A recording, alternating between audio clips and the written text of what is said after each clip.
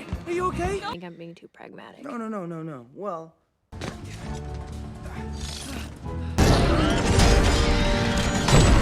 See, new suit's gonna save you?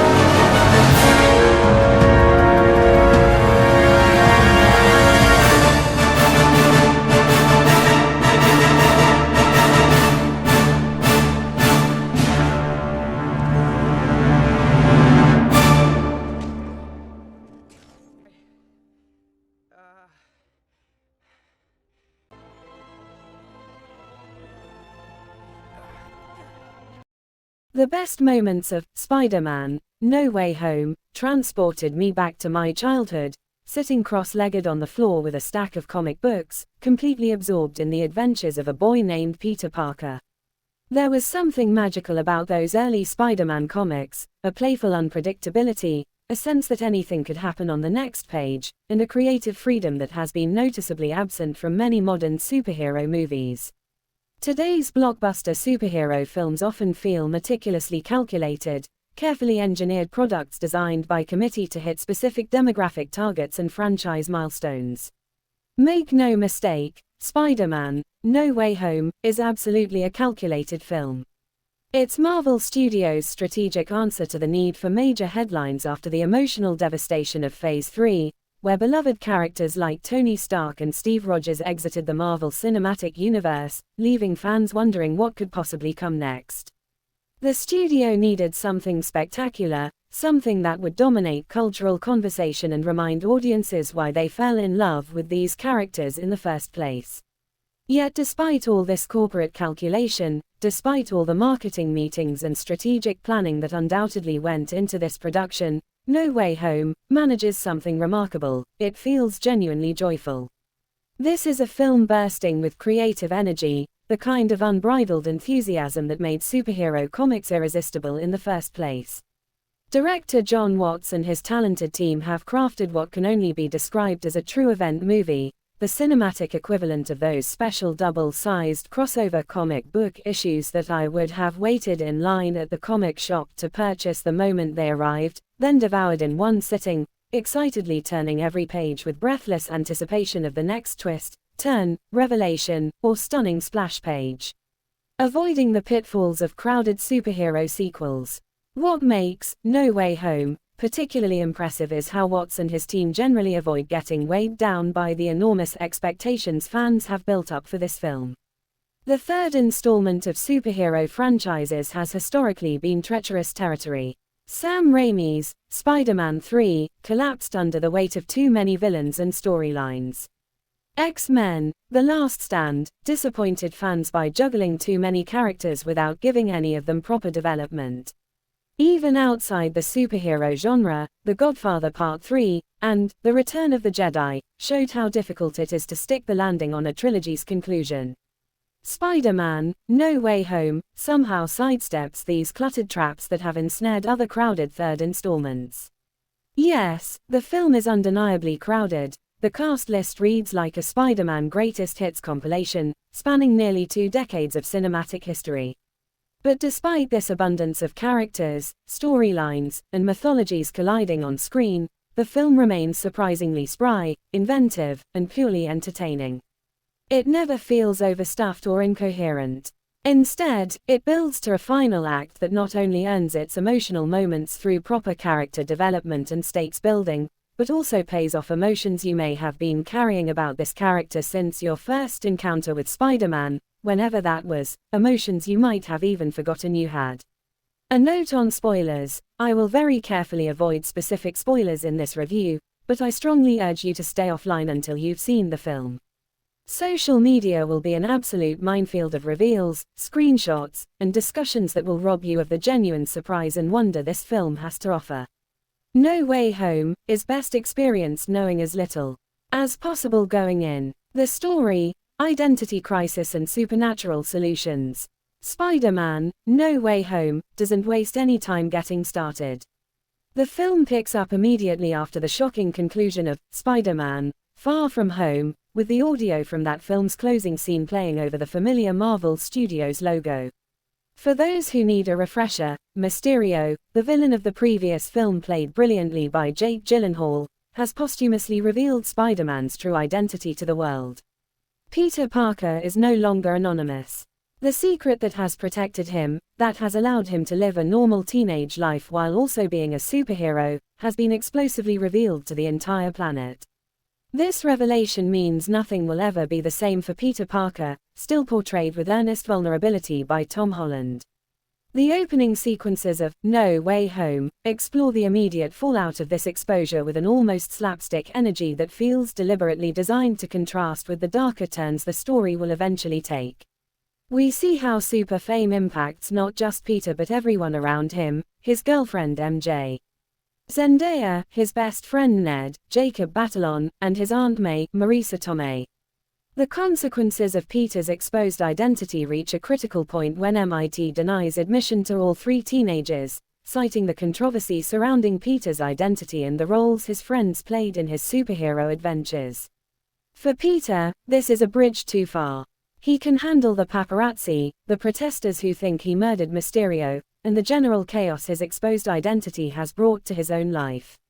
But watching his revelation destroy the futures of the people he loves most, that's unacceptable.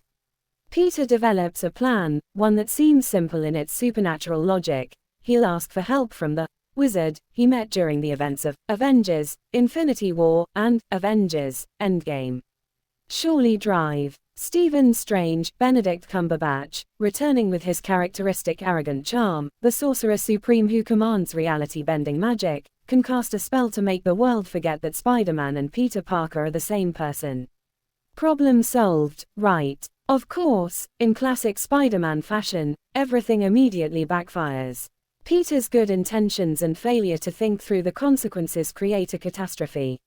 As Strange begins casting the spell, Peter suddenly realizes he doesn't want MJ to forget everything they've been through together. Or Ned. Or Aunt May. He starts making exceptions mid-spell, essentially reprogramming reality-altering magic on the fly, and the spell begins to unravel. Strange barely manages to contain it, pulling the mystical energy back before it can completely reshape reality. Crisis averted. Or so it seems. But Strange's spell has already created cracks in the multiverse, and through those cracks come visitors from other realities, specifically, villains who knew that Spider-Man was Peter Parker in their own universes. When Doc Ock, Alfred Molina, reprising his role from 2004's Spider-Man 2, emerges from a dimensional rift and attacks Peter, followed shortly by the Green Goblin, Willem Dafoe, returning to the role that defined superhero movie villains back in 2002's Spider-Man, it becomes clear that the spell's consequences are far more dangerous than anyone imagined.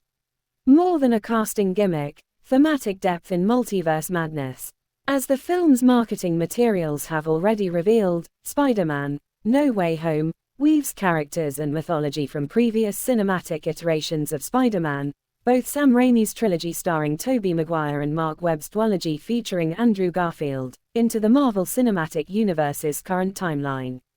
On paper, this premise could easily have been nothing more than a casting gimmick, a shameless bit of fan service designed to generate headlines and social media buzz without any real substance. I'm extremely happy to report that No Way Home is far more than that. My primary concern going into this film was that it would fall into the same trap as Batman Forever, or, ironically, Spider-Man 3, films where the philosophy of more is better led to bloated, incoherent narratives where more villains, more storylines, and more characters became the enemy of good storytelling. Thankfully, No Way Home avoids this pitfall almost entirely. The villains who return from the Raimi and Webb films, and I won't specify exactly who beyond what's been shown in trailers, don't overcrowd the narrative as much as they illuminate and reinforce themes that emerge organically from the story.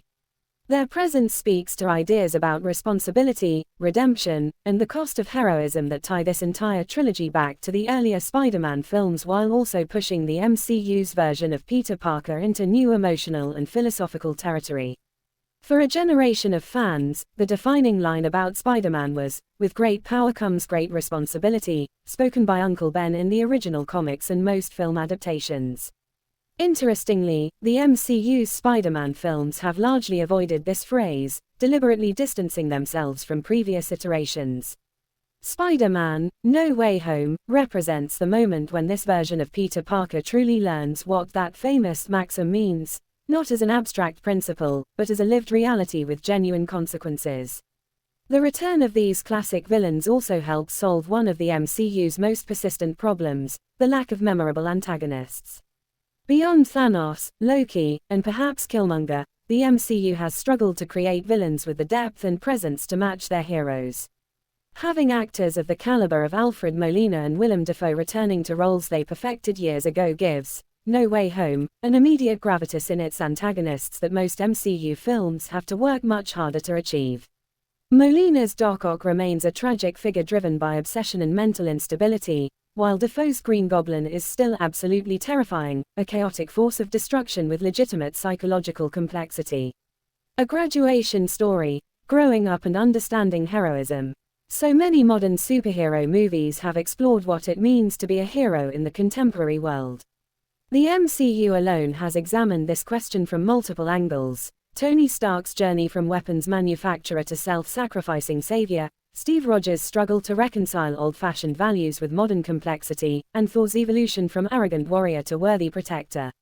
However, this theme has never been truly foregrounded in the Tom Holland Spider-Man trilogy, until now. Spider-Man: No Way Home functions as a graduation story in the most meaningful sense. This is the film in which Peter Parker has to genuinely grow up and confront not just the fame and attention that comes with being Spider-Man, but the profound weight of his decisions. Unlike his peers planning for college and worried about SAT scores, Peter's choices have cosmic consequences. The film forces him to grapple with the reality that his actions as Spider-Man will have far greater impact than anything a typical teenager faces. The film asks some genuinely interesting questions about empathy and moral responsibility. Peter finds himself in a position where he must try to save the very men who tried to kill other versions of him in alternate realities.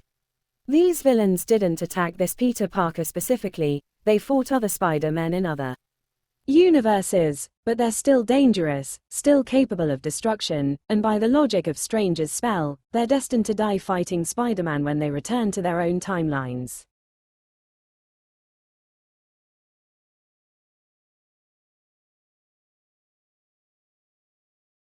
What is Peter's responsibility to these men? Does he owe them anything? Is it heroic to try to save villains from their fates, or is it naive and dangerous? These questions give No Way Home a philosophical depth that elevates it above standard superhero action fare.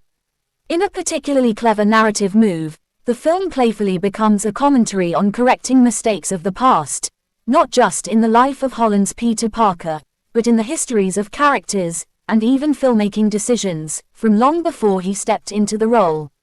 Without spoiling specifics, No Way Home offers opportunities for redemption and different outcomes for characters whose stories ended tragically in previous films.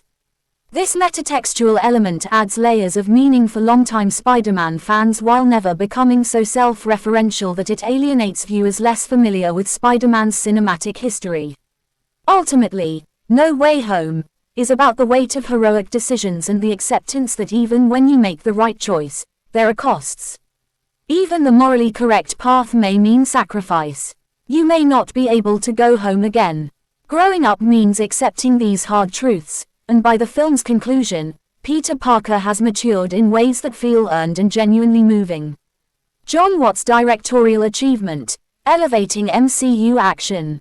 Director Jon Watts hasn't received sufficient credit for his work on the previous two Spider-Man films, particularly regarding his staging and execution of action sequences. Spider-Man: No Way Home should definitively correct that oversight. Watts demonstrates here that he's one of the most skilled action directors currently working in the superhero genre, with a visual style that feels distinctly different from the house style that has made many MCU films visually indistinguishable from one another. There are two major action sequences in No Way Home that deserve special recognition. The first is a stunning confrontation in a mirror dimension where Spider-Man fights Drive Strange himself. This sequence showcases Watts' ability to stage action in geometrically complex, visually impossible spaces while maintaining clear spatial geography so the audience always understands where characters are in relation to each other. As the mirror dimension fractures and reforms, creating Escher-like impossible architecture, Watts' camera follows the action with fluid precision. It's genuinely thrilling, combining magical visual effects with grounded, physical stunt work in a way that makes the impossible feel tangible. The second major sequence is the film's climactic battle, which I obviously won't spoil. What I will say is that this finale succeeds where so many MCU climaxes fail because it has undeniable emotional weight. Too many Marvel films conclude with generic CGI destruction where heroes fight faceless armies or enormous energy beams threaten to destroy the world. These climaxes often feel hollow because the stakes are too abstract, too large-scale to connect with emotionally. No Way Home grounds its finale in character, in relationships, choices, and consequences that we've been invested in throughout the film. The action is spectacular, but it matters because we care deeply about what happens to these people. Beyond these two centerpiece sequences, No Way Home is filled with expertly rendered minor action beats throughout. There's a fluidity to the action choreography that's genuinely underrated. Cinematographer Mauro Fiore's camera swoops and dives with Spider-Man, capturing the sensation of web swinging and aerial acrobatics in a way that feels both kinetic and graceful. The action never becomes visually cluttered or incomprehensible, a problem that plagues many modern blockbusters that rely too heavily on rapid editing and shaky cam techniques. Michael Giacchino's heroic score. I also want to specifically highlight Michael Giacchino's musical score for No Way Home, which ranks among the very best in the entire MCU. One of the franchise's most consistent weaknesses has been forgettable music. Despite employing talented composers, the MCU has produced remarkably few memorable themes. Most viewers would struggle to hum any MCU theme except perhaps the Avengers fanfare. Giacchino's work here is a notable exception. His compositions feel genuinely heroic, with soaring themes that capture both the wonder of Spider-Man's abilities and the emotional journey of Peter Parker. The score knows when to be playful, when to be tragic, and when to swell with triumphant energy. Giacchino also cleverly incorporates musical references to previous Spider-Man film scores, creating an auditory parallel to the film's visual and narrative callbacks. This musical continuity adds another layer of cohesion to the multiverse elements without being so obvious that it distracts from the film's original compositions. The performances, chemistry and emotional depth. Tom Holland has now played Spider-Man, Peter Parker in 6 MCU films, 7 if you count his voice work in What If? And No Way Home, represents his most complete and emotionally complex performance in the role. Holland has always brought earnest vulnerability to Peter Parker, making him feel like a genuine teenager rather than an adult actor unconvincingly playing young. Here, he's asked to go deeper, to play grief, moral confusion, determination, and ultimately acceptance of difficult truths. He rises to the challenge admirably, particularly in the film's final act where the consequences of heroism truly hit home. This is also the first of the 3 MCU Spider-Man films that truly allows the chemistry between Zendaya and Holland to shine. Their real-life relationship, which became public during the film's promotional campaign, translates to genuine connection on screen. Zendaya's MJ has always been a highlight of these films, sardonic, intelligent, and utterly unimpressed by superhero theatrics, but here she's given more emotional range to play. In particular, she absolutely nails the emotional final beats of her character's arc in a way that adds significant weight to a film that can occasionally feel a bit airy in terms of dramatic performance. Benedict Cumberbatch brings welcome complexity to Doctor Strange, playing him as more flawed and fallible than we've seen before. His Strange is arrogant enough to attempt a dangerous spell somewhat cavalierly, then stubborn enough to refuse to admit that maybe Peter's moral instincts about helping the displaced villains might be worth considering. It's a more human portrayal than Strange received in his own sequel, ironically. The returning actors from previous Spider-Man franchises are uniformly excellent. Alfred Molina slips back into Otto Octavius, Doc Ock as if no time has passed, finding new shades to the character while maintaining what made him so memorable in Spider-Man 2. Willem Dafoe is genuinely frightening as Norman Osborn, Green Goblin, playing the character's split personality with chilling effectiveness. Dafoe brings a manic, unpredictable energy that makes the Goblin feel like a legitimate threat even in a film filled with superpowered beings and mystical artifacts. His physical performance, the way he moves, his facial expressions, his vocal choices, creates distinct personas for Norman and the Goblin that make the character's psychological fracture palpable. The other returning actors, whom I won't name to preserve what surprises remain, bring similar dedication to their roles, treating this Not as a quick cameo paycheck but as an opportunity to add new dimensions to characters they embodied years ago. Where No Way Home stumbles, pacing and runtime issues. With so much to love about Spider-Man: No Way Home, it feels almost churlish to criticize, but the film isn't perfect. The most significant issue is pacing and runtime. There's simply no compelling reason for this movie to be 148 minutes long, especially given how much the first half has a tendency to repeat its themes and plot points. The film takes considerable time establishing the consequences of Peter's exposed identity, which is necessary groundwork. However, Watts and the screenwriters, Chris McKenna and Eric Summers, returning from the previous films, have a habit of over-explaining things. Characters explicitly state themes and ideas that are already clear from the visuals and action. There's a sharper, tighter version of No Way Home that trusts its audience more, allowing viewers to unpack the themes themselves rather than having characters announce them in dialogue. This over-explanation is a persistent issue in the MCU generally. Marvel Studios seems to assume that audiences need every plot point and theme clearly articulated, perhaps because the films need to work for the broadest possible global audience, including young children and viewers watching in translation. While this approach has obvious commercial logic, it can make the films feel less sophisticated than they might otherwise be. A leaner cut of No Way Home, perhaps clocking in around 125 minutes, would have a more propulsive energy and greater impact.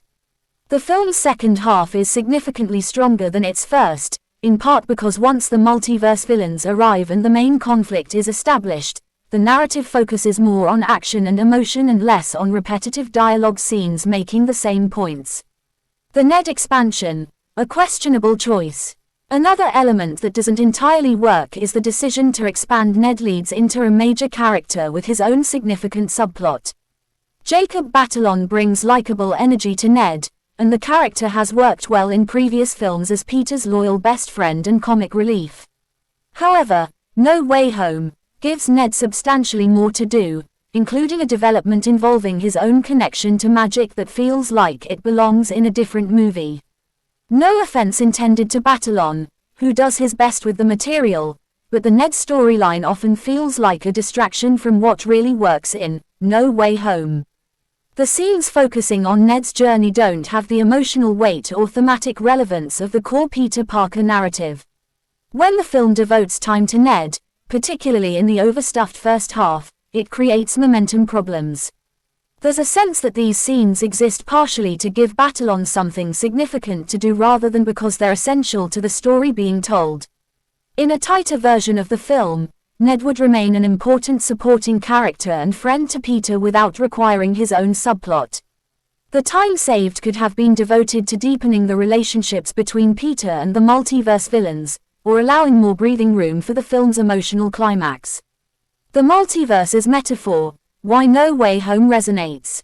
Looking beyond the technical filmmaking, what makes Spider-Man: No Way Home resonate on a deeper level is how it uses the multiverse concept as more than just a gimmick for bringing back familiar actors. The multiverse becomes a metaphor for perspective, for understanding that there are multiple ways to approach problems and that wisdom sometimes comes from unexpected sources. Peter learns from the mistakes and triumphs of other versions of himself that he never meets directly. He sees what happened to villains in other timelines and decides he can do better, that he can find a different way. This is fundamentally hopeful storytelling, the idea that we're not locked into repeating the past, that with empathy and determination, we can find better outcomes. The film also grapples with the concept of fate versus choice. Are these villains doomed to die fighting Spider-Man, or can intervention change the destinies?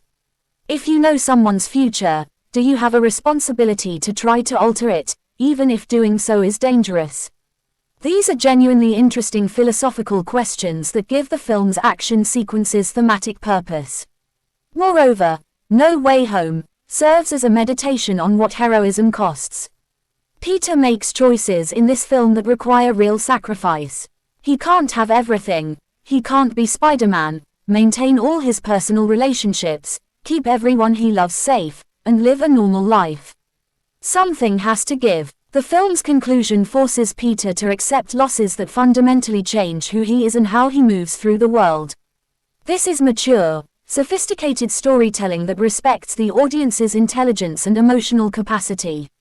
A love letter to Spider-Man history. Spider-Man: No Way Home could have been nothing more than a greatest hits compilation, a cynical exercise in intellectual property management that pulls different projects into the same universe simply because the producers have the legal rights to do so.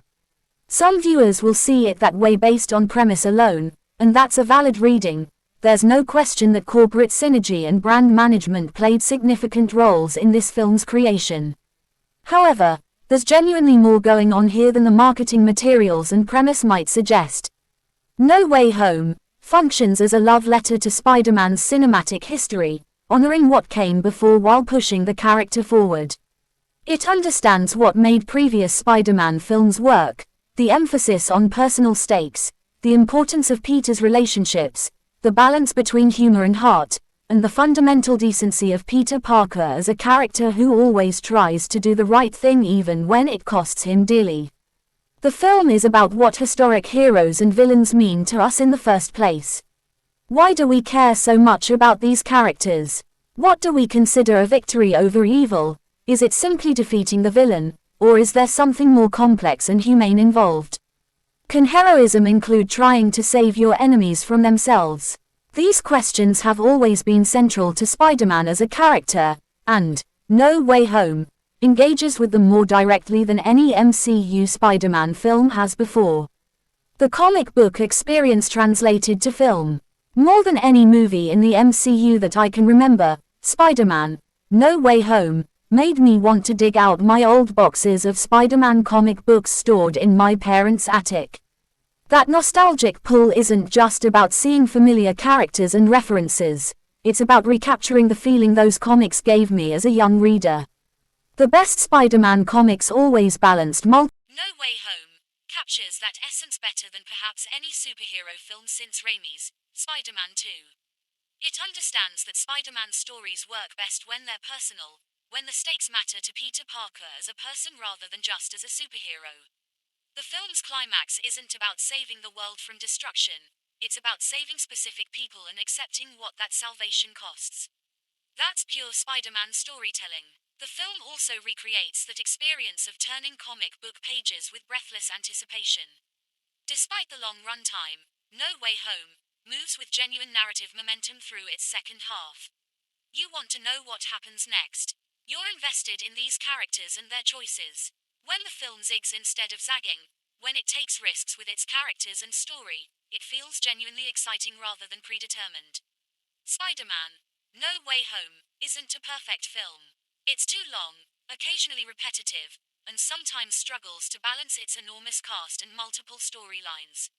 Some narrative choices work better than others, and viewers less invested in Spider-Man's cinematic history may find the multiverse elements more distracting than enriching.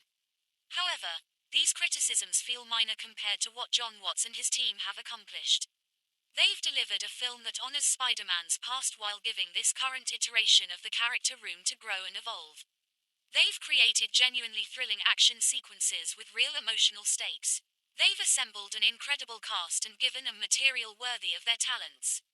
They've asked interesting questions about heroism, responsibility, and sacrifice. Most importantly, they've made a film that captures the joy, surprise, and emotional resonance of great comic book storytelling. No Way Home reminds us why we fell in love with Peter Parker in the first place, because he's a hero who struggles, who fails, who makes mistakes, but who always tries to do the right thing even when it costs him everything.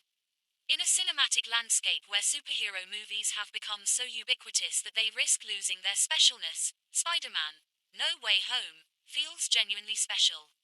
It's an event film in the best sense, not just because of its box office potential or its place in a larger franchise, but because it offers an experience that feels unique and memorable.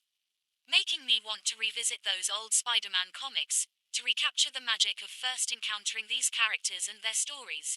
That's a heroic accomplishment indeed. Spider-Man: No Way Home doesn't just bank on nostalgia.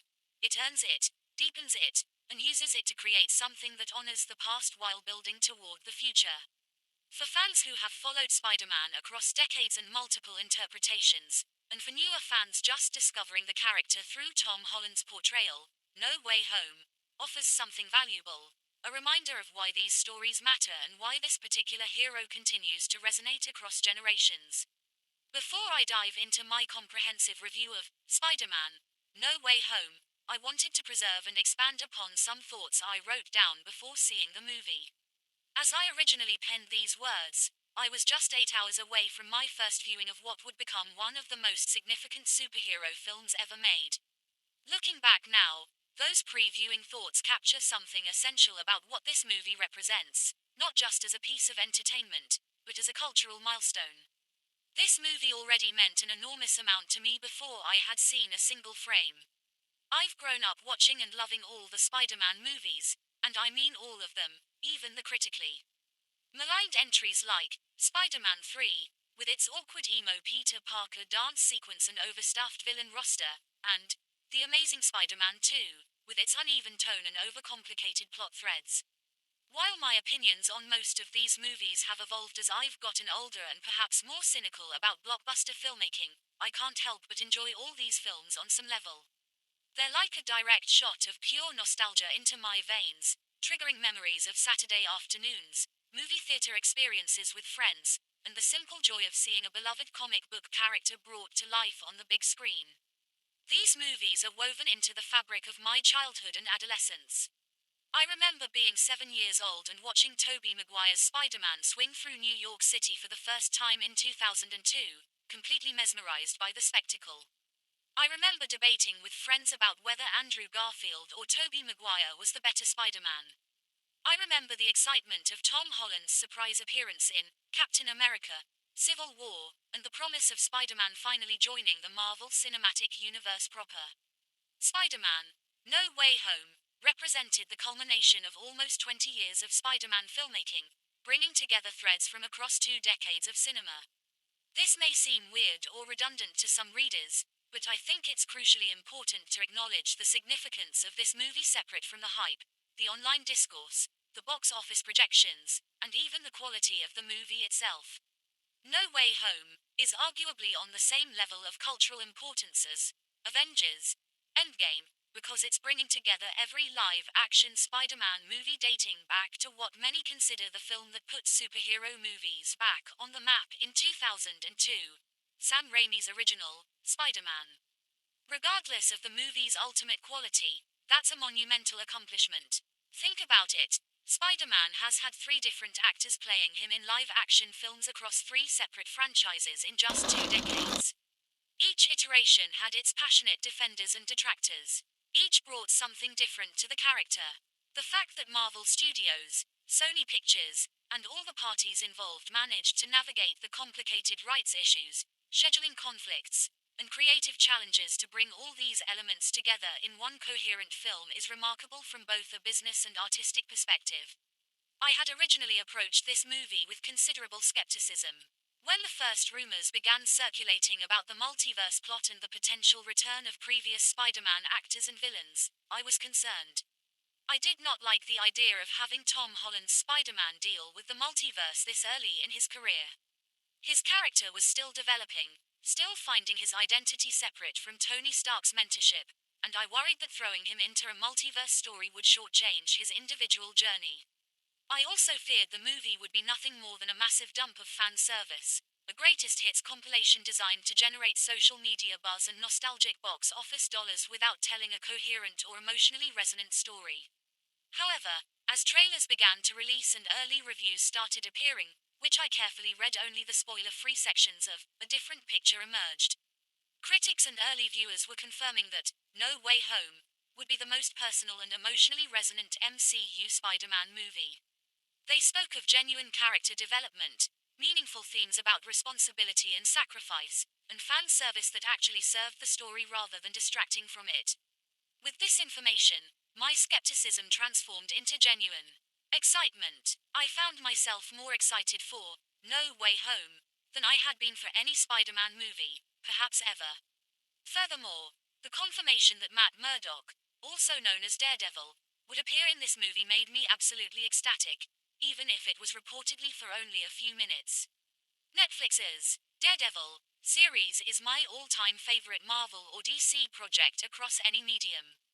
The show's sophisticated storytelling, complex characterization, brutal action sequences, and moral complexity set a standard that most superhero content struggles to reach. Matt Murdock, as portrayed by Charlie Cox, became my favorite character in the entire MCU. The idea of not only seeing him return after the Netflix show's cancellation, but finally appearing on the big screen alongside Spider-Man, two characters who have rich history together in the comics, was genuinely a dream come true for me. Now that I've indulged in feeling like a little kid again, filled with unbridled enthusiasm and anticipation, let me share what future me thought of Spider-Man: No Way Home after actually experiencing it. Spoiler warning and recommendation. Before I jump into the detailed review, I need to be absolutely clear. This review contains full spoilers for Spider-Man: No Way Home. I'm writing this expanded analysis well after the film's release, and No Way Home is a genuinely difficult movie to discuss in meaningful depth without addressing specific plot points, character appearances, and story developments. If you somehow haven't seen the film yet and want to experience it fresh, stop reading now and return after viewing. You have been thoroughly warned. In short, Spider-Man: No Way Home is a fantastic film, and I highly recommend it to anyone who has even a mild interest in Spider-Man as a character. However, I need to be clear about something important. To get the full experience and emotional impact of this movie, you should watch every single live-action Spider-Man movie. That means Sam Raimi's trilogy, Mark Webb's 2 films, and the previous MCU Spider-Man entries, along with the key Avengers movies before seeing No Way Home. This isn't just about understanding plot references, it's about having the emotional context that makes this film's biggest moments truly resonate. No Way Home is the ultimate Spider-Man movie, not only through its villains and cameos but also because of the themes and messages at play throughout the narrative. Despite this movie featuring countless cameos and Spider-Man references spanning the past 20 years of cinema, it feels especially grounded compared to other Marvel event movies. The reason is simple. The movie remains centered around Peter Parker's personal struggle to be Spider-Man and what that responsibility truly costs. The criticisms. What doesn't quite work? I'll start with my criticisms because, truthfully, I don't have many, and I want to address them before diving into the abundance of elements that work brilliantly. Underutilized legacy villains. Firstly, I wasn't a huge fan of how the legacy Spider-Man villains were handled, with the significant exceptions of Green Goblin and Doc Ock.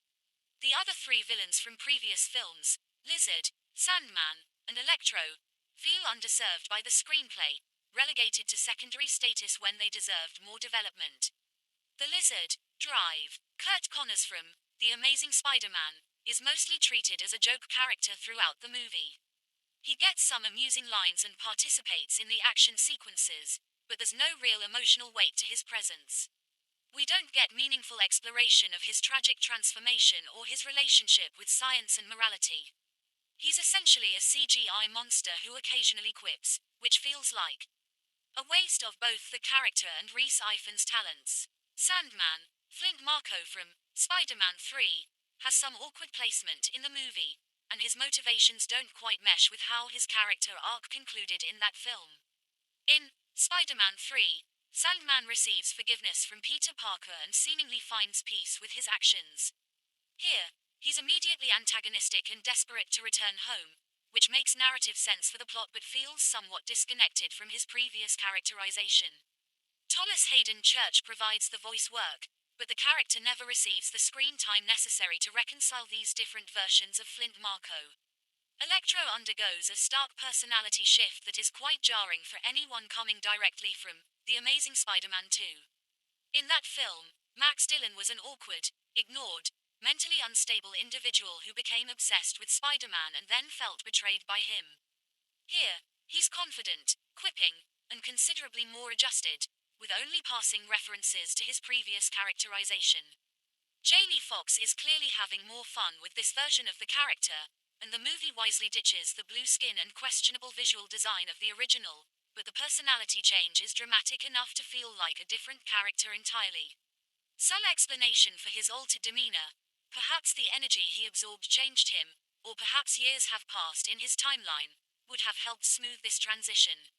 Thankfully, Alfred Molina and Willem Dafoe absolutely kill it in this movie, delivering performances that remind us why these characters became iconic in the first place. These were the two most important villains to get right, Doc Ock as the tragic scientist consumed by his own creation, and Green Goblin as the genuinely threatening, psychologically complex nemesis. The film succeeds magnificently with both. It's just a shame that the Sam Raimi villains get to shine so much more brightly than the villains from the Mark Webb movies. This imbalance somewhat undercuts the film's premise of being a celebration of all Spider-Man movies and makes it feel more like a celebration specifically of the Raimi films. I understand the practical reasons. Raimi's films are more universally beloved, and his villains made stronger initial impressions, but it still represents a missed opportunity. That said, there were some genuinely good callbacks and character moments for each of the underutilized villains. Andrew Garfield's Spider-Man conversation with Electro during the final battle, where he tells him he never thought he was a nobody, provides a small but meaningful moment of closure. Sandman gets a touching moment of simply wanting to return home to his daughter. Lizard has some amusing fish out of water reactions. These moments work, there just aren't enough of them.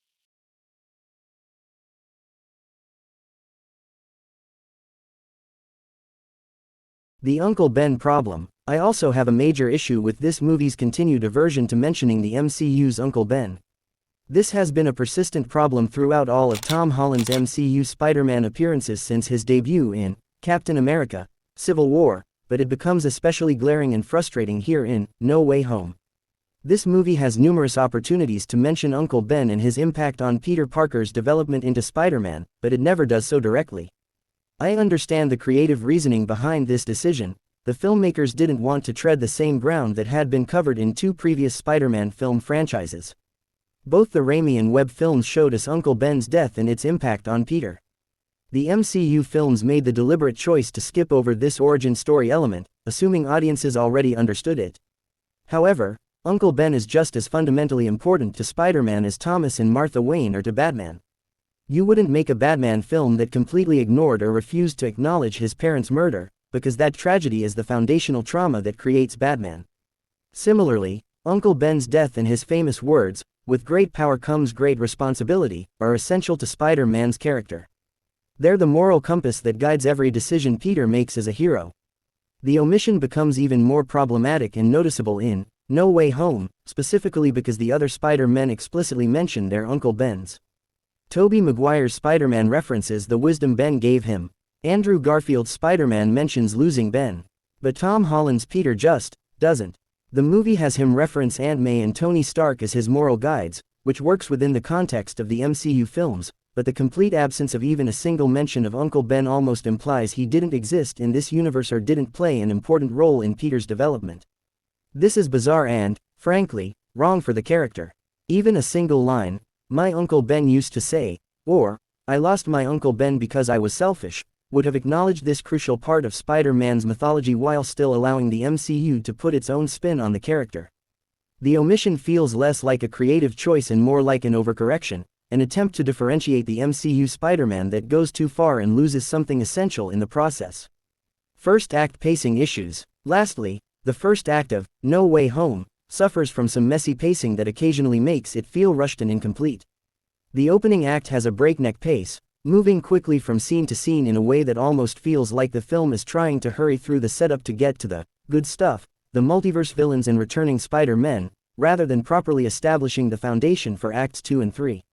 The most telling example of this pacing problem is the sequence where Peter and his friends get arrested and brought to the police station for questioning following the events of Far From Home's ending. This scene is given a decent amount of screen time, with Peter, MJ, and Ned being separated and interrogated about their involvement in the London incident and Mysterio's death. The movie presents this as a serious legal situation with potentially severe consequences. However, in the very next scene, everything is suddenly fine. All their legal troubles have been completely cleared up with barely any explanation. The film jumps forward in time and simply tells us the charges were dropped or resolved. This creates a jarring narrative gap that suggests significant material was cut from the final edit. Indeed, according to various leaks, rumors, and reports from people involved in production, there were additional scenes filmed to address this plot point more thoroughly. Multiple sources indicated there was supposed to be a courtroom scene featuring Matt Murdock as Peter's lawyer, defending him against the charges. There were also reports of a scene showing Matt speaking with Peter in the police interrogation room, offering both legal advice and personal guidance about being a hero with a public identity, a conversation that would have been particularly meaningful given Daredevil's own history with identity revelations in the Netflix series. The absence of these scenes creates a noticeable hole in the narrative. The first act needed an extra 15 to 20 minutes to properly set up Peter's desperate motivations for going to Dr. Strange and to show the widespread ramifications of his identity being revealed beyond J. Jonah Jameson, brilliantly played again by J.K. Simmons, propagating Alex Jones-style conspiracy theories on his Daily Bugle show. We needed to see more of how Peter's exposed identity affects his daily life, his relationships, his future prospects, and his ability to be Spider-Man effectively. We needed more time with the legal consequences before they're swept away. We needed that Matt Murdock conversation about heroism and responsibility. The first act, as it exists in the final film, works well enough to get us into the story, but a more patient, thorough approach would have made the subsequent events even more impactful. What works brilliantly? The majority of the film. Everything else about Spider-Man: No Way Home, which is to say, the vast majority of the movie, ranges from very good to absolutely fantastic. Act 1. The world closing in. Like I mentioned in the criticism section, the first act has pacing issues, but it's still a fun and engaging time that effectively establishes the stakes in Peter's emotional state.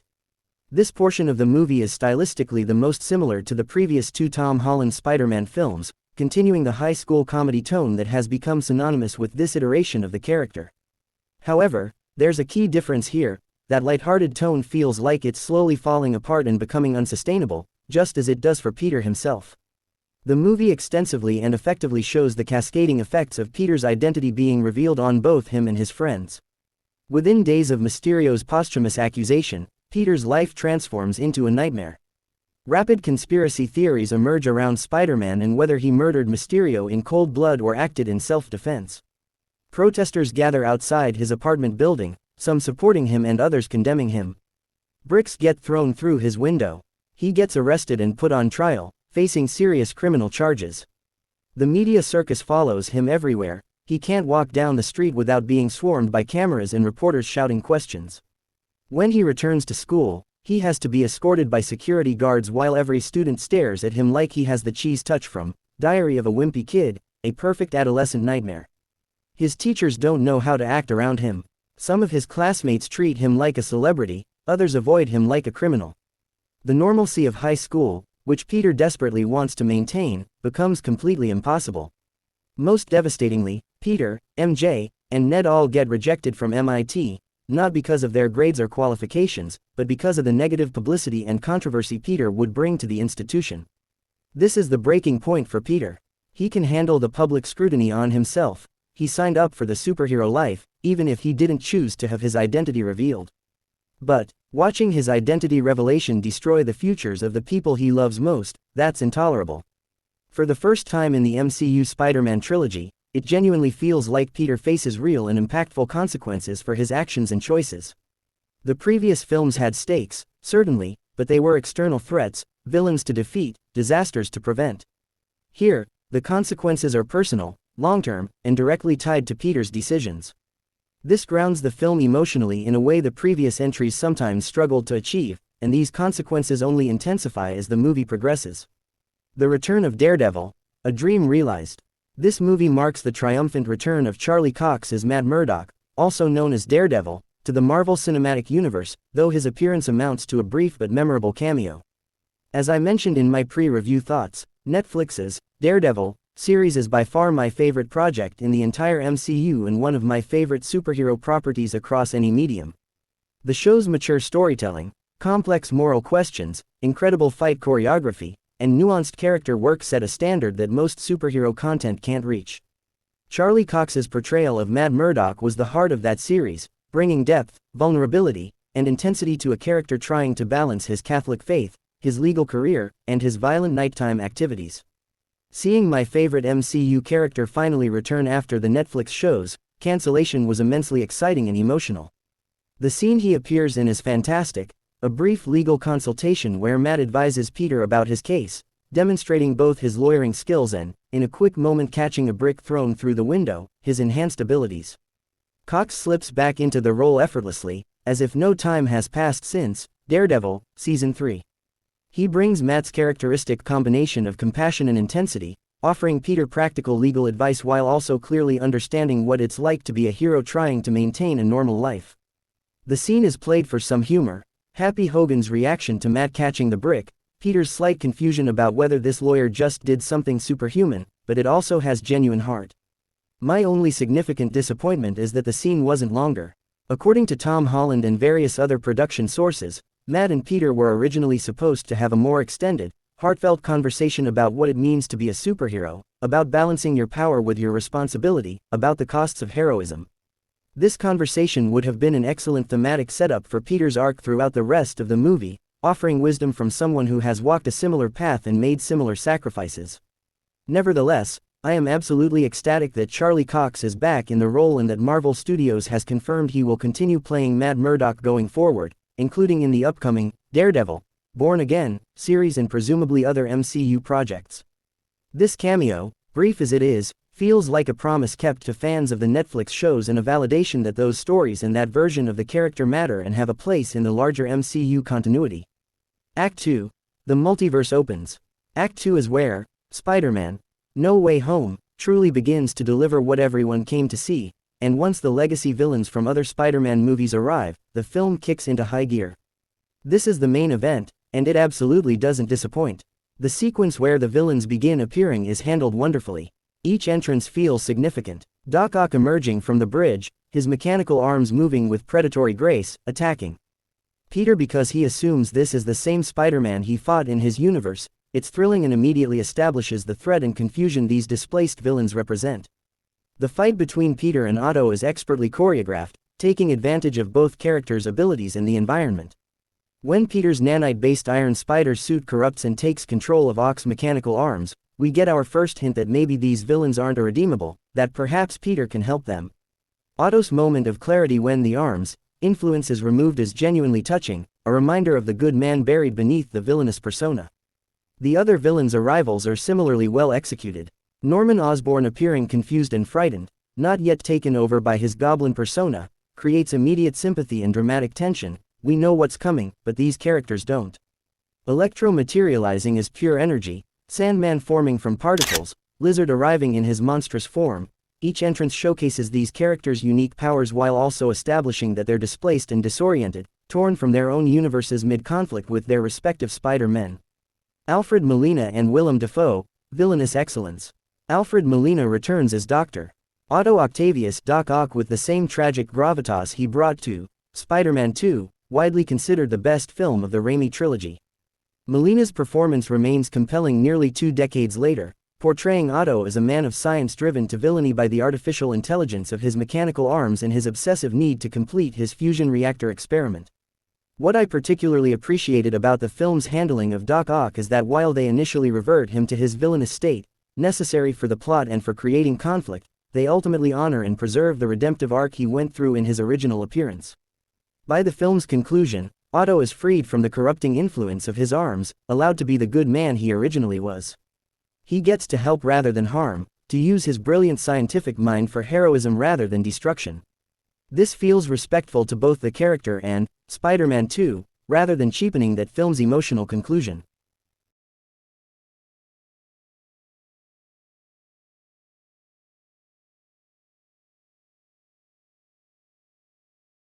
Willem Dafoe's return as Norman Osborn, Green Goblin, is nothing short of spectacular. And I would argue he delivers an even better, more layered performance here than in his original appearance in 2002's Spider-Man. Dafoe brings a terrifying intensity to the role, portraying Norman and the Goblin as truly distinct personalities battling for control of the same body. When Norman is in control, Dafoe plays him as sympathetic, frightened, desperately trying to suppress the monster within. When the Goblin emerges, Dafoe's entire physicality changes. His facial expressions, body language, and voice all transform into something genuinely menacing and unhinged. The Green Goblin cements himself as one of Marvel's greatest villains in this film. In every scene he's in, particularly once the Goblin persona fully takes over, he radiates an eerie and intimidating presence that makes him feel like a genuine threat even in a universe with beings like Thanos and Dormammu. Dafoe's Goblin has more quotable, memorable lines in this single film than most MCU villains get across multiple appearances. Lines like, "Gods don't have to choose. We take," and, "Peter, you're struggling to have everything you want while the world tries to make you choose," are delivered with such conviction and malice that they immediately become iconic.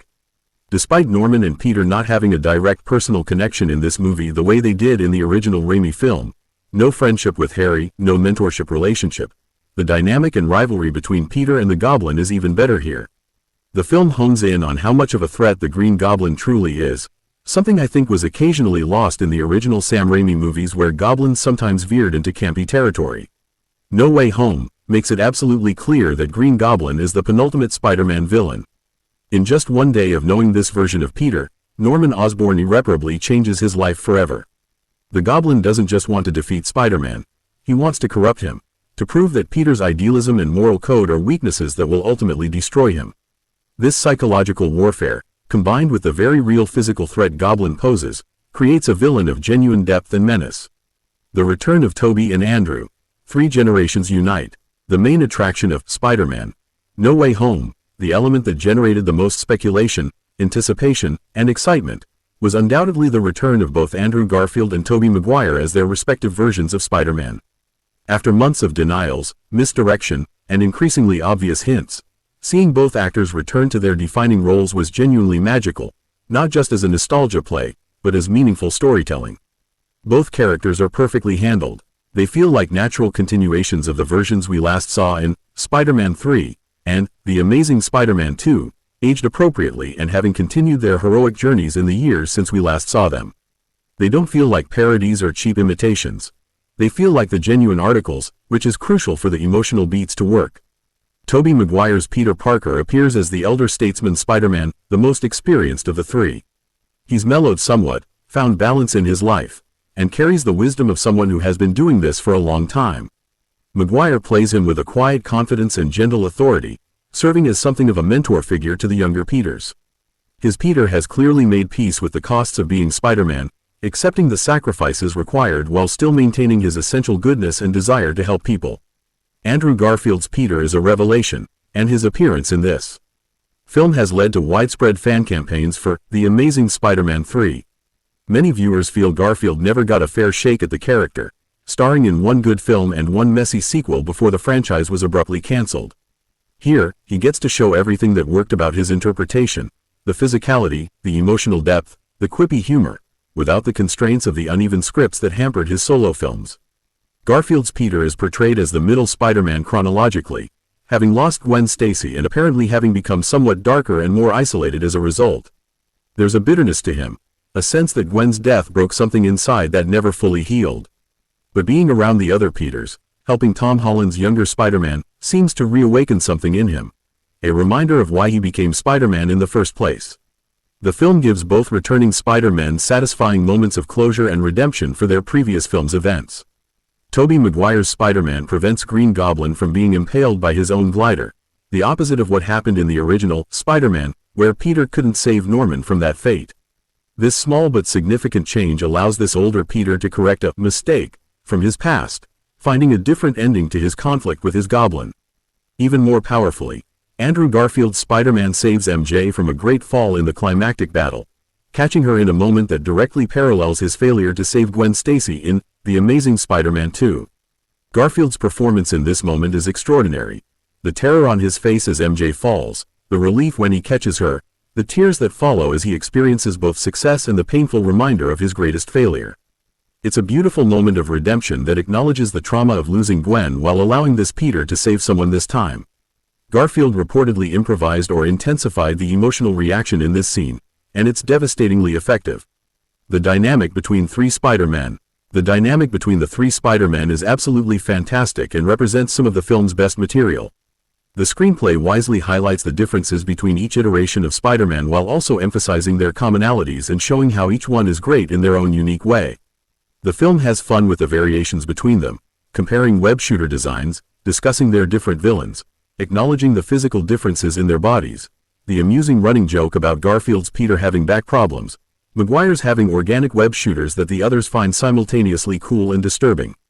These moments of comparison never feel mean-spirited or like the film is ranking them.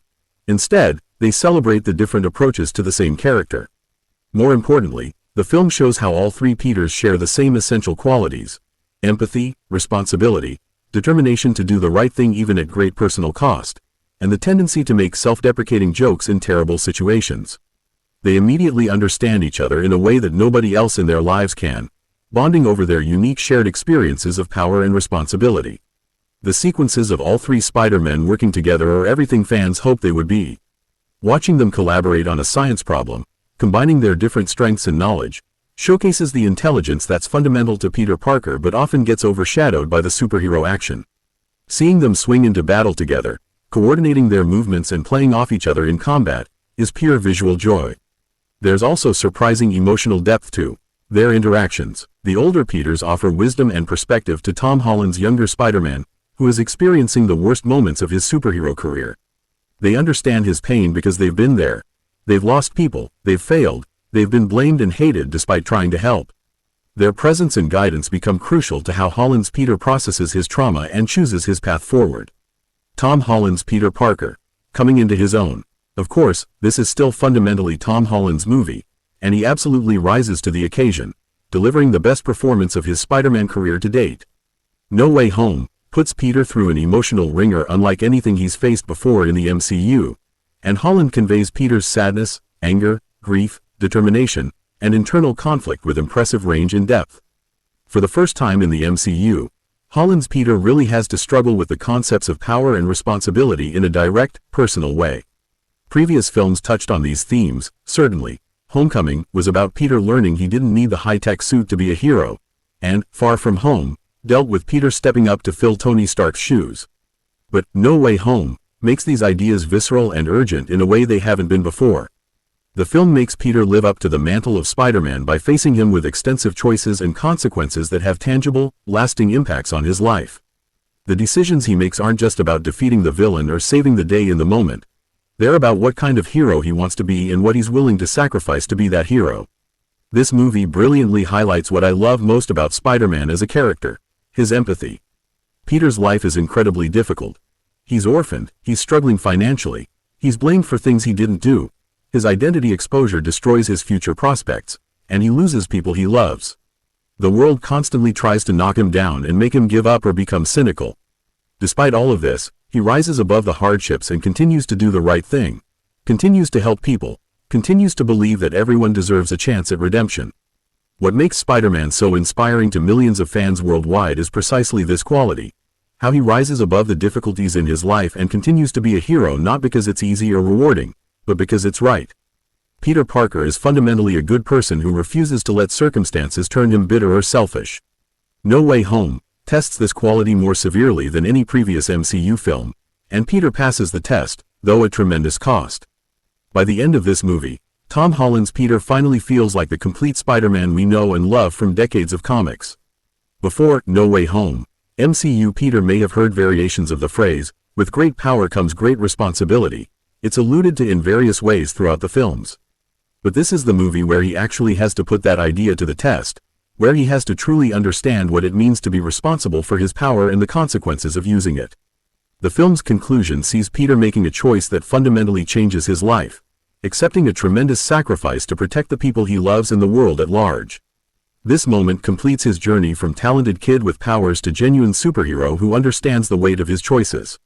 It's a powerful conclusion that sets up a new status quo for the character going forward, one that's interestingly closer to the traditional Spider-Man setup from the comics. A celebration of Spider-Man's legacy.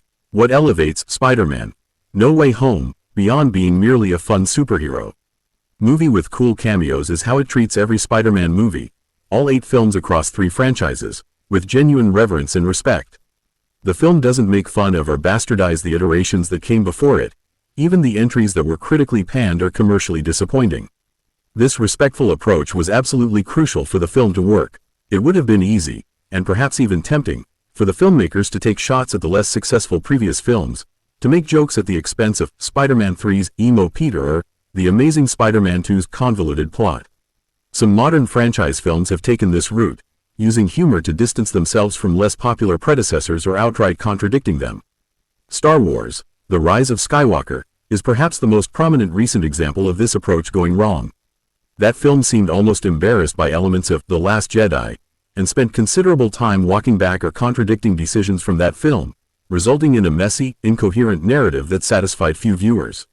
I was genuinely concerned No Way Home might fall into a similar trap, using the multiverse concept to implicitly rank or mock different Spider-Man iterations.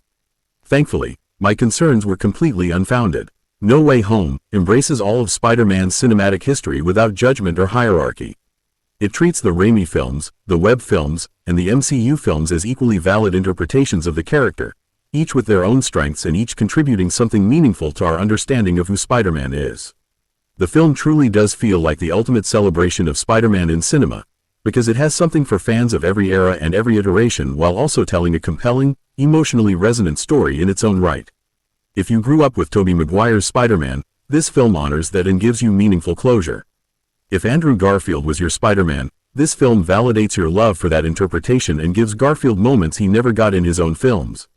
If you've only known Tom Holland's MCU Spider-Man, this film completes his character arc in a satisfying way while introducing you to the broader Spider-Man cinematic legacy.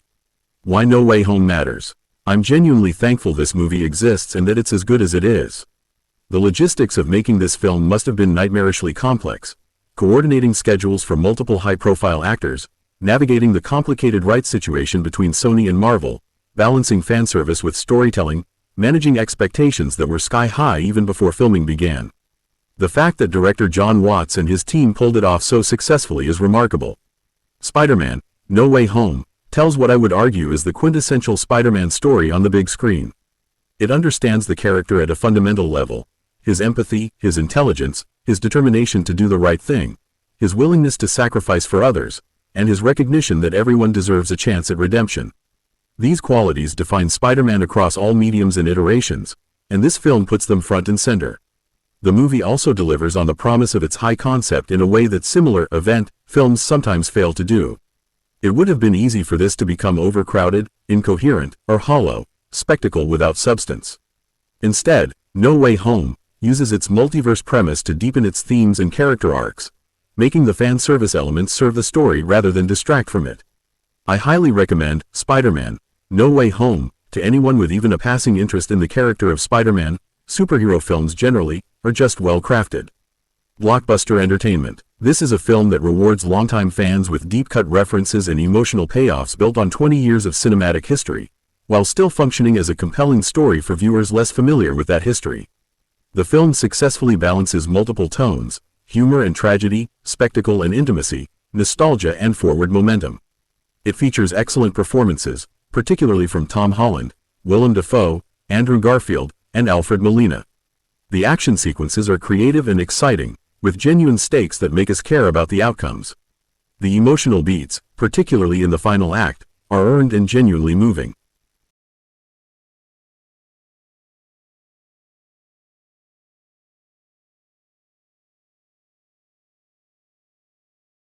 Spider-Man: No Way Home is more than just another entry in the ever-expanding Marvel Cinematic Universe or a cynical play for nostalgia dollars.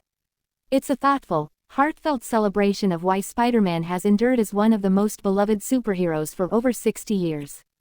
It understands what makes the character special and uses the unique opportunity of bringing together three cinematic Spider-Men to explore those qualities from multiple angles. This is the kind of ambitious, emotionally intelligent superhero filmmaking that the genre needs more of.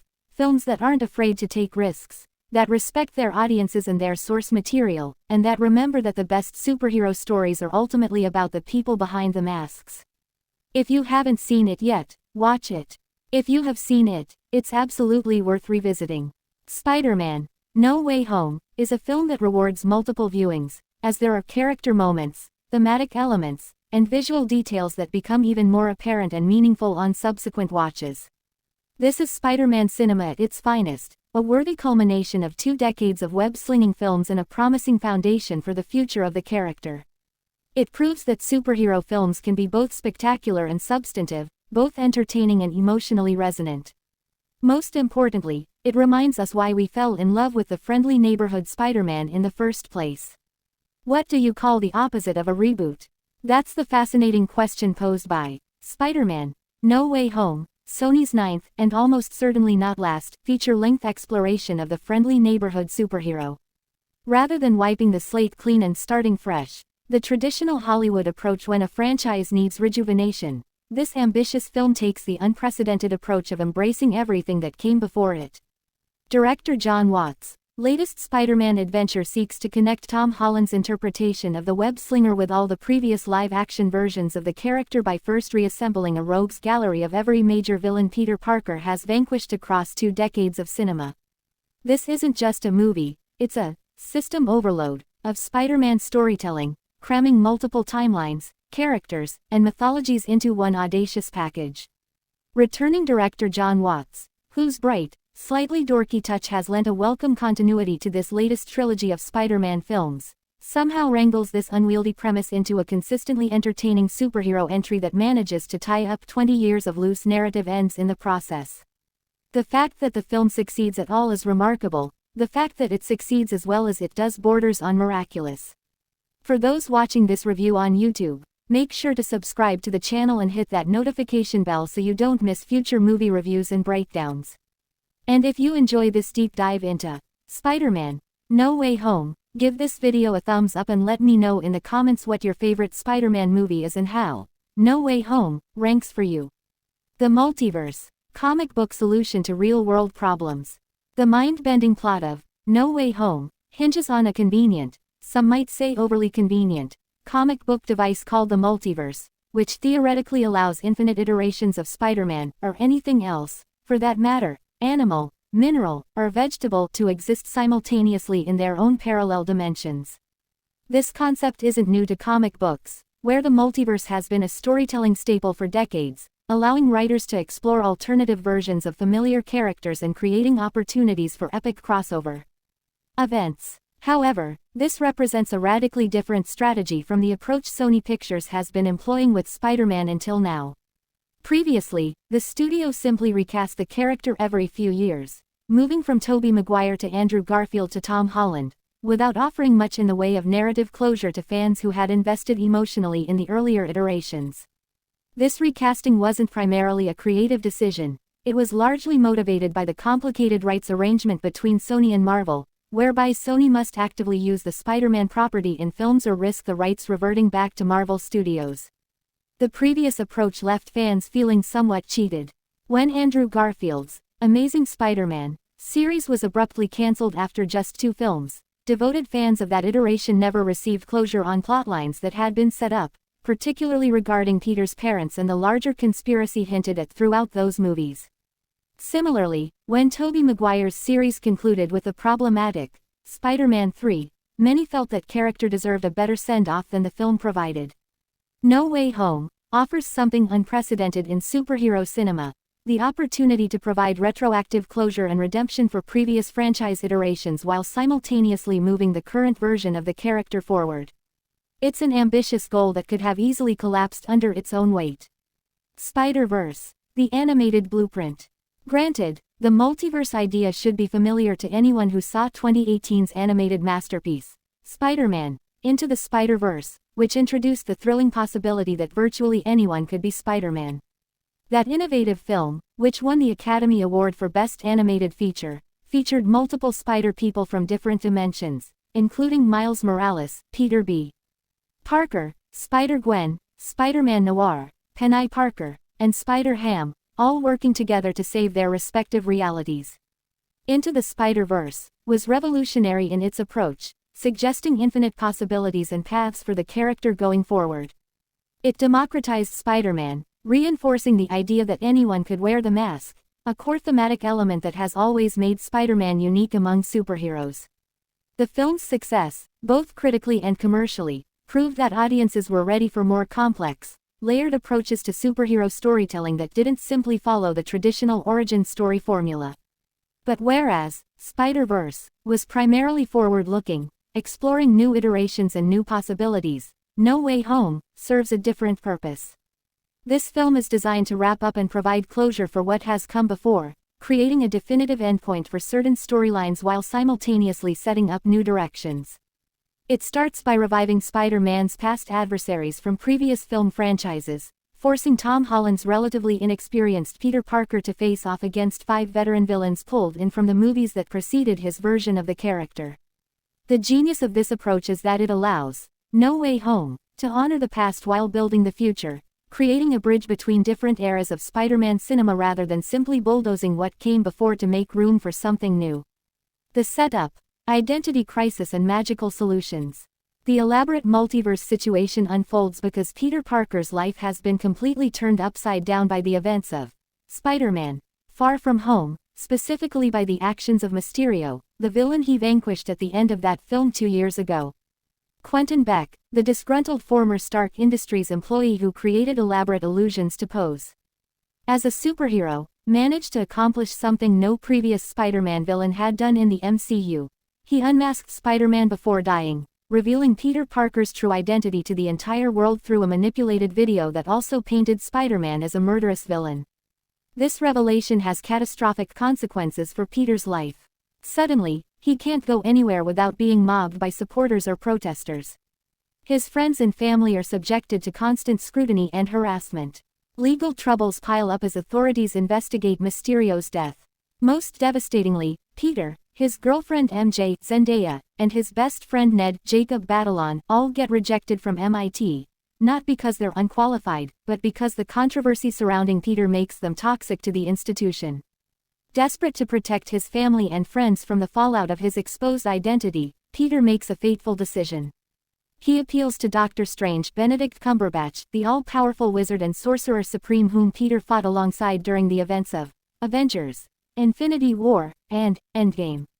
Peter asks Strange to cast a spell that will make everyone in the world forget that Peter Parker is Spider-Man, essentially putting the genie back in the bottle and restoring his secret identity. It's a reasonable request given the magical abilities we've seen Strange wield in previous films.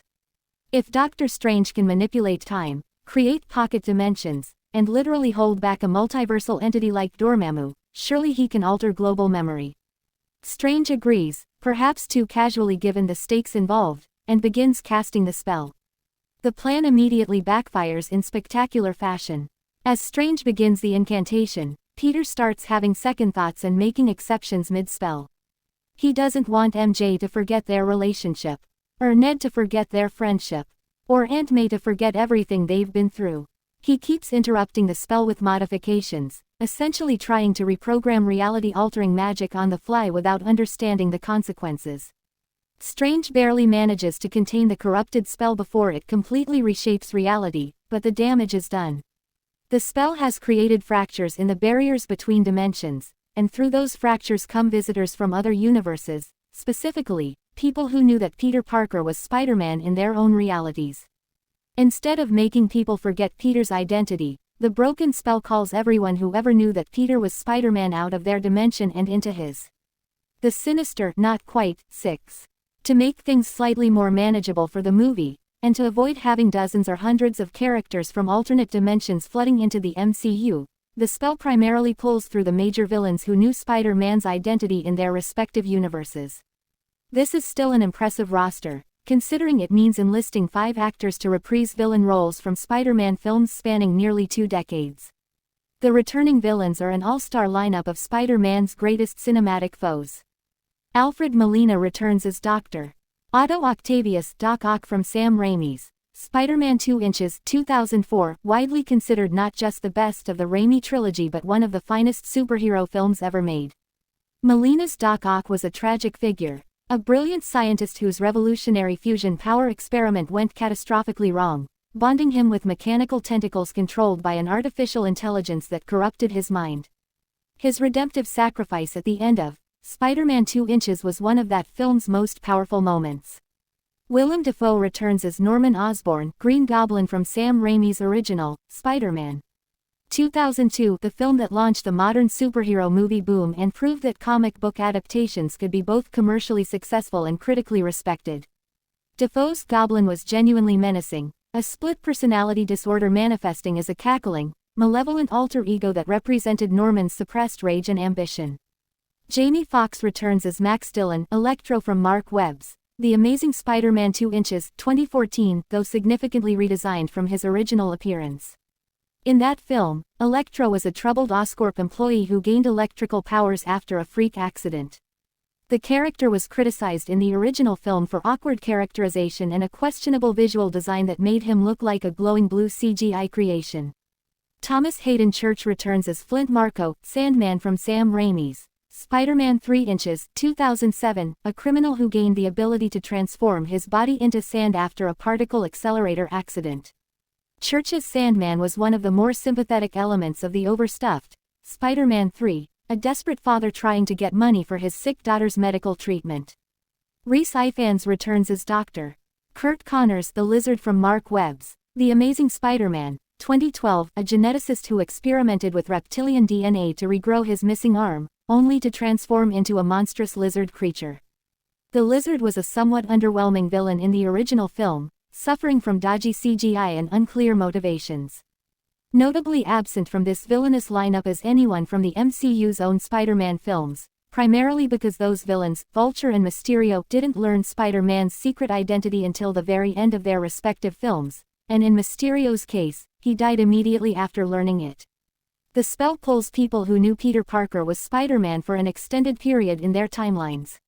Meanwhile, to make things easier for Spider-Man to manage from a storytelling perspective, none of these villains is quite as intimidating or powerful as audiences remember them being in their original appearances.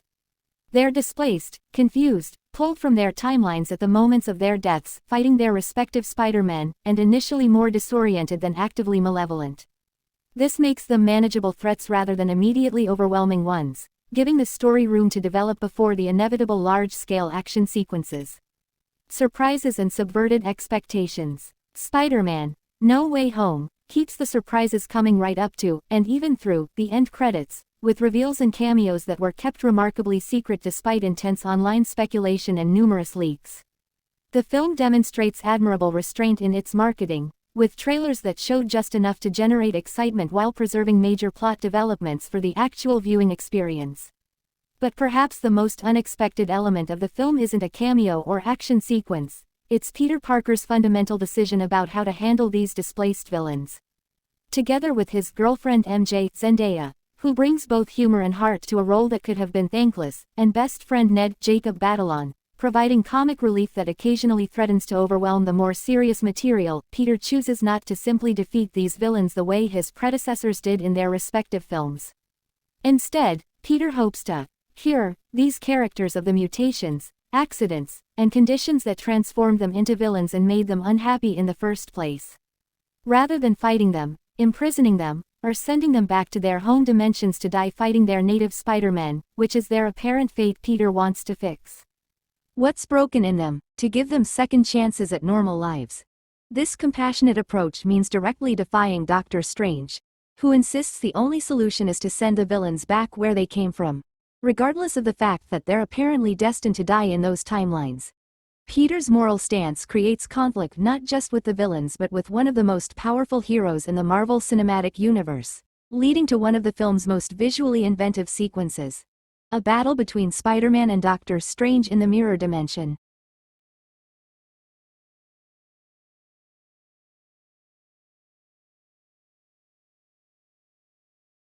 A movie for idealistic times. Peter's empathy and his conviction that even villains deserve chances at redemption seem perfectly fitting for a movie that targets a fresh wave of idealistic teenagers and young adults who are very much engaged with questioning everything Western civilization thought and knew about crime and punishment, power and privilege, justice and retribution. As a critic who grew up watching movies in which bad guys were routinely and graphically dispatched, impaled Tony Goldwyn's villain in Ghost, decapitated Dennis Hopper in Speed, exploded, shot, or otherwise made to pay dearly and violently for their sins, it's genuinely fascinating to encounter an escapist Hollywood blockbuster that actively seeks to understand the root causes of these characters' megalomaniacal behavior rather than simply punishing them for it. This represents a significant shift in superhero movie philosophy. Traditional superhero narratives, particularly in film, have generally followed a simple good versus evil framework where villains are obstacles to be overcome and then defeated, often lethally. The hero's journey involves recognizing the threat, preparing to face it, and ultimately triumphing over evil through superior power, cunning, or moral strength. No Way Home complicates this framework by asking more nuanced questions. What if the villains are victims of circumstance? What if their conditions could be treated or cured? What if the heroic thing to do isn't defeating them but helping them? What responsibility does a hero have toward his enemy's well-being? The reason for this philosophical approach, as screenwriters Chris McKenna and Eric Summers tried to explain through the narrative, is that this version of Peter Parker is still processing and dealing with Mysterio's death from the previous film. Even though Peter didn't directly kill Mysterio, Beck essentially killed himself through his own machinations. Peter feels responsible and guilty. The idea that he might have to kill again, or send these villains back to certain death, weighs heavily on him. In this reaction and the moral framework it creates, we see the franchise consciously trying to make the character more fully dimensional and, dare I say, realistic, much as the 21st century James Bond film, Casino Royale, and Christopher Nolan's The Dark Knight trilogy did in recognizing the psychological and physical toll that saving the world and fighting evil would realistically have on their respective protagonists. Previous superhero films often treated violence and death rather casually, with heroes dispatching nameless henchmen by the dozens without apparent psychological consequence. More sophisticated takes on the genre recognize that a truly heroic person would be affected by violence, would seek alternatives when possible, and would carry the weight of their decisions. Tom Holland's Spider-Man comes of age. For my money, Tom Holland has been the least interesting of the three big screen Spider-Men up until this film, coming across as younger and less mature than either Tobey Maguire or Andrew Garfield in their respective interpretations. Holland's Peter has been characterized primarily by his youth, enthusiasm, and mentorship under Tony Stark Iron Man, which made him feel somewhat derivative, Iron Man Jr., rather than a fully independent hero with his own identity and moral framework. Until now, Spider-Man, No Way Home, changes the equation entirely. The relatively simple plot development of having Peter grapple with responsibility for death and the moral implications of his choices transforms him from just an acrobatic teenager in spandex into a genuinely complex character. He's no longer simply juggling awkward high school experiences with flashy visual effects battles, although both those elements certainly carry through to this film, in which college acceptance letters carry nearly equal emotional weight with a massive CGI showdown at the Statue of Liberty. Peter's journey in this film involves fundamentally questioning and redefining what heroism means. He's disrupting the established Marvel Cinematic Universe formula, which already received a massive upset with the Infinity War ending, snap, and the inevitable time travel reversal it took to undo the catastrophe, and going so far as to redefine audiences' collective understanding of heroism in the process. The film asks, is heroism about defeating evil, or is it about preventing evil from happening in the first place? Is it about punishment, or rehabilitation? Is it about protecting the innocent, even when doing so puts you at greater risk? These are sophisticated moral questions for what is ostensibly a family-friendly blockbuster about a teenager with spider powers. By the film's conclusion, Holland's Peter has matured considerably, having faced genuine loss, made impossibly difficult choices, and accepted sacrifices that fundamentally alter his life trajectory. He emerges as a more complete, independent Spider-Man, finally stepping fully out of Tony Stark's shadow and into his own identity as a hero. Navigating the multiverse, logical loop-the-loops. As complicated as the multiverse premise might sound, and it certainly could have become incomprehensibly convoluted, Spider-Man, No Way Home, sticks to a relatively straightforward conception of how parallel dimensions work, taking extra care to walk audiences through the logical loop-the-loops its plot requires. The film understands that superhero movie audiences, while generally willing to accept fantastical premises, still need clear explanations and consistent internal logic. Whenever Doctor Strange appears in a Marvel movie, audiences ought to be prepared for some magical monkey business, the kind of reality-bending rule-breaking that essentially makes anything possible within the established universe. Strange's powers are deliberately vague and almost limitless, which creates both opportunities and challenges for storytelling. The opportunity is that Strange can facilitate virtually any plot development. The challenge is preventing his powers from becoming a deus ex machina that solves every problem too easily. No Way Home handles this balance reasonably well by establishing clear limitations on what Strange can and cannot do, and by showing that even his immense power has consequences when wielded carelessly. The broken spell that creates the entire multiverse crisis is directly Strange's fault. He agrees to cast a reality-altering spell somewhat casually, without fully explaining the risks to Peter or taking adequate precautions. This makes Strange fallible and somewhat arrogant, which adds dimension to a character who could otherwise come across as boringly omnipotent. The film also wisely avoids getting too deep into the theoretical physics and philosophical implications of the multiverse concept.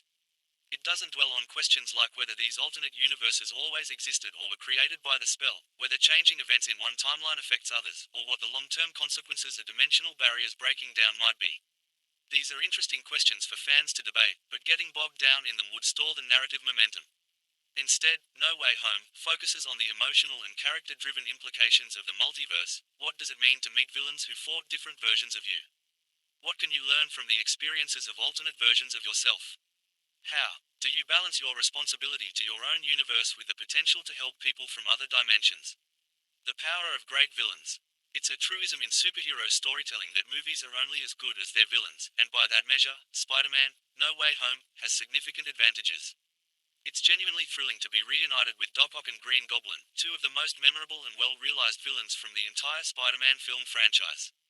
Alfred Molina slips back into the role of Otto Octavius as if no time has passed since Spider-Man 2 in 2004. Through the magic of de-aging effects and Molina's committed performance, Doc Ock feels like the same character, pulled directly from the film's climactic battle on the train in the river. Molina brings both the menace of the corrupted scientist and hints of the good man trapped beneath the artificial intelligence controlling his mechanical arms. Willem Dafoe's return as Green Goblin is even more impressive and impactful. Dafoe, now in his mid-60s, brings a lifetime of acting experience to a role he originated 20 years ago, finding new dimensions in Norman Osborn's psychological fracture. His performance here arguably surpasses his original work in Spider-Man 2002, playing the distinction between Norman and the Goblin persona with chilling clarity. When the Goblin is in control, Dafoe's entire physicality changes, his facial expressions, body language, and vocal delivery all transform into something genuinely frightening and unpredictable. Though the other three villains, Electro, Sandman, and Lizard, were relatively disappointing and underdeveloped in their original incarnations, No Way Home makes admirable efforts to rehabilitate them by focusing on the tragic dimensions of their characters and their capacity for redemption. The film treats them with more respect and gives them more personality than they received in their original appearances. Electro, in particular, benefits from a complete overhaul. Jamie Foxx is allowed to ditch the awkward, nerdy loser characterization and questionable blue skin from The Amazing Spider-Man 2, and instead play Max Dillon as a more confident, wisecracking character who relishes his powers. The change is dramatic, but Foxx's clear enjoyment of the role makes it work. Sandman and Lizard remain somewhat underdeveloped compared to the other villains, functioning more as additional muscle for the action sequences than as fully realized characters. However, both receive at least a few moments that add depth. Sandman's desire to simply return home to his daughter, Lizard's struggle with his monstrous transformation and lost humanity. The film's treatment of these villains as tragic figures deserving of empathy and second chances rather than simply as obstacles to be defeated represents a more mature and nuanced approach to superhero storytelling. It acknowledges that villain and person aren't mutually exclusive categories, and that circumstances, accidents, and mental illness often play significant roles in creating antagonists. Peter's inner conflict, the dark side temptation.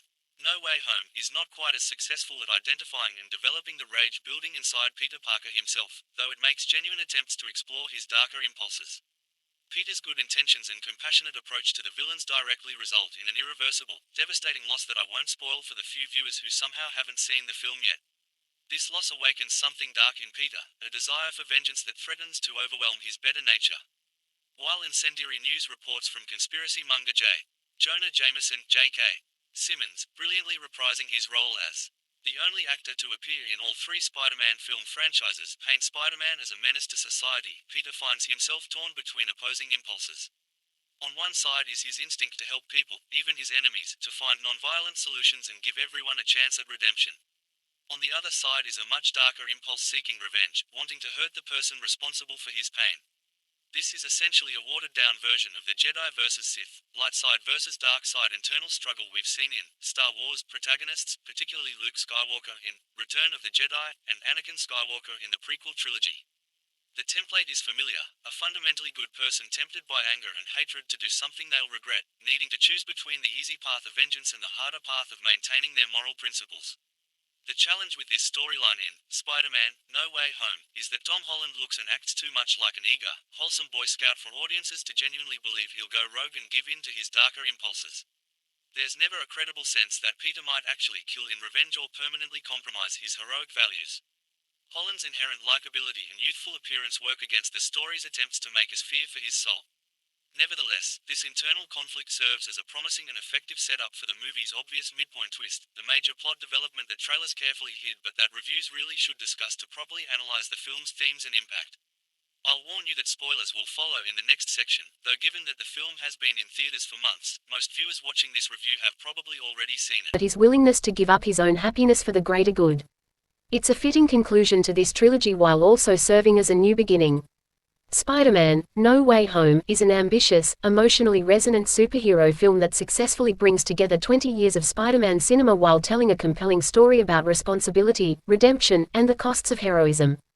It's a love letter to Spider-Man's cinematic history that manages to honor the past without being enslaved to it, setting up an exciting future while providing satisfying closure. The film features excellent performances, particularly from Tom Holland, Willem Dafoe, Andrew Garfield, and Alfred Molina. The action sequences are creative and exciting, with the climactic battle at the Statue of Liberty delivering spectacular superhero spectacle. The emotional beats, particularly in the final act, are earned and genuinely moving. For YouTube viewers, I highly recommend this film whether you're a longtime Spider-Man fan or a more casual viewer. It works best if you've seen the previous Spider-Man films, but even without that context, it functions as an entertaining superhero adventure with heart and humor. Make sure to like this video if you enjoyed this review, subscribe to the channel for more movie analysis, and let me know in the comments, what did you think of Spider-Man: No Way Home? Which Spider-Man is your favorite? And what do you want to see in future Spider-Man films? Spider-Man: No Way Home proves that superhero films can be both spectacular event movies and emotionally intelligent character studies. It's a triumph of ambitious filmmaking that somehow wrangles an unwieldy premise into a cohesive, satisfying narrative. Despite some pacing issues and the occasional moment of corporate synergy overload. It's a film that understands what makes Spider-Man special and uses the multiverse concept to celebrate everything that's made this character endure for over 60 years across multiple mediums. This is Spider-Man cinema at its best, thrilling, heartfelt, and fundamentally about what it means to be a hero. Spider-Man: No Way Home doesn't just deliver one of the best entries in the Marvel Cinematic Universe, it delivers one of the most emotionally ambitious superhero films ever made. Directed by John Watts and starring Tom Holland in his most layered performance yet as Peter Parker, the film manages the near impossible. It serves as a love letter to every version of Spider-Man that has ever graced the screen, while simultaneously carving out something deeply personal, something genuinely heartbreaking, and something that will leave fans, both lifelong devotees and casual viewers, staring at the credits in stunned silence. Before we go any further, let's be clear about something. There have been many Spider-Men. Tobey Maguire gave us a dorky, earnest Peter Parker who wore his heart on his sleeve and his science on his sleeve and, often, his tears on both sleeves simultaneously. Andrew Garfield gave us a cooler, more stylish take, a Peter Parker who skateboarded, who was effortlessly charming in ways the comics Peter never quite managed, and who shared genuine, electric chemistry with Emma Stone's Gwen Stacy.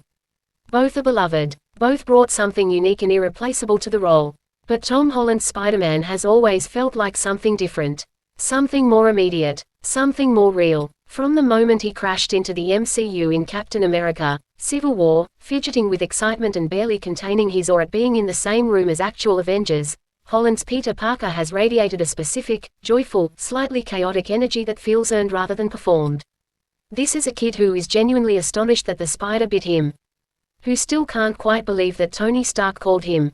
Who is both thrilled and quietly terrified by everything he can do, everything he might lose, and everything the world expects of him now. That quality, that wonderful, winning, wide-eyed humanity, is exactly what Spider-Man: No Way Home puts through the ringer. Where we left off, the weight of identity revealed. To understand No Way Home, you have to remember where Spider-Man: Far From Home left us. After a globe-trotting adventure that saw Peter Parker step into the void left by Tony Stark's death, attempt to maintain the illusion of a normal teenage life, and ultimately outwit Quentin Beck's elaborate deceptions, the film ended with a gut punch that few MCU entries have matched for sheer audacity. Peter's secret identity was blown open to the world. Not whispered about. Not leaked. Broadcast. J. Jonah Jameson, played once again by J.K. Simmons, who remains one of the MCU's most inspired casting choices, screamed it from the digital rooftops of TheDailyBugle.net, a conspiracy-peddling internet media empire that, in the film's most pointed bit of social commentary, serves as a barely veiled satirical portrait of a very specific kind of modern media figure. The kind who yells first and bothers with facts approximately never. Simmons brings enormous, scenery-devouring energy to the role, and every second is on screen. You remember exactly why this character has persisted across multiple Spider-Man franchises and multiple